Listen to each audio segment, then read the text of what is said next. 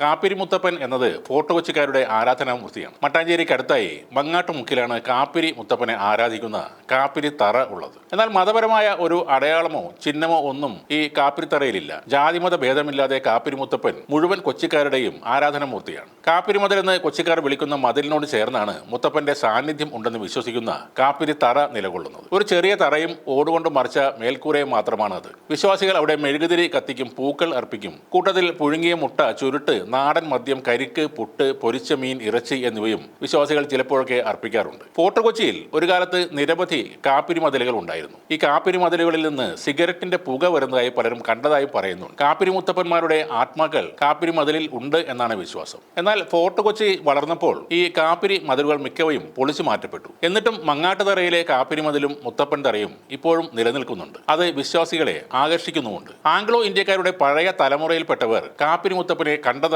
ചില കഥകളും പറയുന്നു. ഫോർട്ട് കൊച്ചിയെ അടിസ്ഥാനമാക്കി എഴുതിയ നോവലുകളിലും പുസ്തകങ്ങളിലും ഇതിനെപ്പറ്റിയുള്ള പരാമർശങ്ങളുമുണ്ട്. ചുരുട്ട് പുകച്ചും ചങ്ങല ഉലച്ചും പൗർണമി നാളുകളിൽ കാപ്പിരി മുത്തപ്പന്റെ ആത്മാവ് വരാറുണ്ടെന്ന് ഫോർട്ട് കൊച്ചിയിലെ ആംഗ്ലോ ഇന്ത്യക്കാരുടെ മുൻ തലമുറക്കാർ വിശ്വസിച്ചിരുന്നു. ഇനി ആരാണ് ഈ കാപ്പിരി മുത്തപ്പന്മാർ എന്ന് അന്വേഷിച്ചാൽ 16-ാം നൂറ്റാണ്ടിലേക്കാണ് എത്തുന്നത്. പോർച്ചുഗീസ് അധിനിവേശ സമയത്ത് അടിമപ്പണിക്കായി അവർ കൊണ്ടുവന്നവരാണ് കാപ്പിരികൾ എന്ന പേരിൽ അറിയപ്പെട്ടിരുന്ന ആഫ്രിക്കൻ വംശജർ. അറബികളുടെ കപ്പലിൽ പോർച്ചുഗീസുകാർ കൊച്ചിയിൽ എത്തിച്ച ആഫ്രിക്കൻ വംശജരെ അറബി കച്ചവടക്കാർ കാഫീർ എന്ന് വിളിച്ചുവെന്നും അവിശ്വാസികൾ എന്നർത്ഥം വരുന്ന അറബി വാക്കായ കാഫീർ ക്രമേണ കാപ്പിരി എന്ന് ആയതാവുമെന്നും ചില ചരിത്രകാരന്മാർ പറയുന്നു. കാപ്പിരികളെ താമസിപ്പിക്കാനായി പോർച്ചുഗീസുകാർ കൊച്ചിയിൽ ഒരുക്കിയ സ്ഥലങ്ങൾ പിന്നീട് കാപ്പിരി തുരുത്തുകൾ എന്ന പേരിലാണ് അറിയപ്പെട്ടത്. പിന്നീട് പോർച്ചുഗീസുകാരുടെ ശക്തി കുറഞ്ഞു വന്നപ്പോൾ അവർ കൊച്ചി വിട്ടു പോകാൻ നിർബന്ധിതരായി. എന്നാൽ അവരുടെ കൈവശം ഉണ്ടായിരുന്ന സ്വത്തുക്കളെല്ലാം കൊണ്ടുപോകാൻ പറ്റാത്തതുകൊണ്ട് അതെല്ലാം ഭദ്രമായി അടക്കം ചെയ്ത് കട്ടിയുള്ള മതിലുകളിൽ ചേർത്ത് വെച്ച് വിവിധ ഇടങ്ങളിലായി കുഴിച്ചിട്ടു എന്നാണ് പറയുന്നത്. കൂട്ടത്തിൽ അവർ അടിമകളായ ഈ കാപ്പിരികളെയും ഈ നിധിക്ക് മുകളിലായി